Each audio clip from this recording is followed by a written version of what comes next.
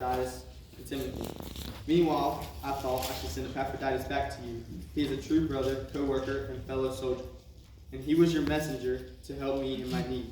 I am sending him because he has been longing to see you, and he was very distressed when he heard he was ill, and he was certainly ill. In fact, he almost died, but God had mercy on him, and also on me, so that I would not have one sorrow after another. So I am all more anxious to send him back to you, for I know that you will be glad to see him, and then I will not be so worried about you. Welcome him in the Lord's love, and with great joy, and give him honor the people like him deserve. For he risked his life for the work of Christ, and he was at the point of death while doing for me what you couldn't do from far away.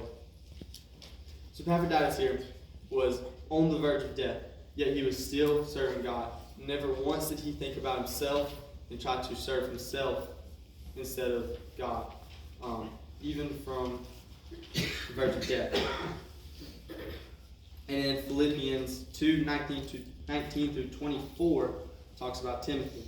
If the Lord Jesus is willing, I hope to send Timothy to you soon for a visit, that he can cheer me up by telling me how you are getting along. I have no one else like Timothy who genuinely cares about your welfare. All the others care only for themselves and not for what matters to Jesus Christ. But you know how Timothy has proved with me in preaching the good news. I hope to send him to you just as I found out was going to happen to me here. And I have confidence from the Lord that I myself will come to see you soon.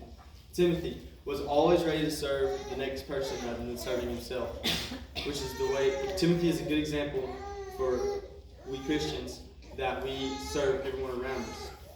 Serve your neighbor rather than yourself. Serve your neighbors rather than yourself, and always be even on your verge of death, be ready to serve Christ. Do not let anyone take anything away from you, or do not worry about anyone taking anything away from you, because you have nothing to lose. Because once you die, you're with Christ. And confidence may grow in Christ Jesus before His return, as long as we live by this statement. Amen. If you're doing this, then you are progressing in a life of joy and faith, and living by the statement, to live is Christ and to die is gain. So, this says that, like I said in the beginning, that no matter what, we are here for one purpose, to serve Christ. And all through Paul's missionary journey, all through Timothy and Epaphroditus, we all see that they all were serving Christ in everything they did. Being put in prison, being on the verge of death, and just living their life normally. They were always ready to serve Christ rather than serve themselves.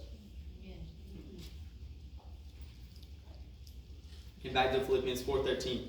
Philippians 4:13 tells us that in the perseverance of Christ, we will always persevere through our hardships and troubles and everything we face, as long as we keep our prayers close to God and keep our hearts close to God.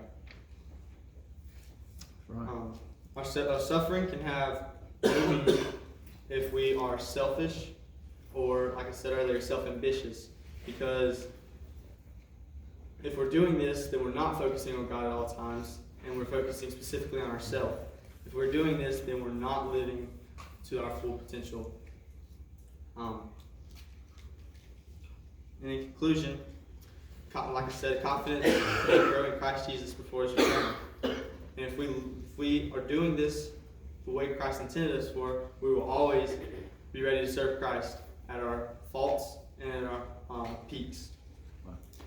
Amen.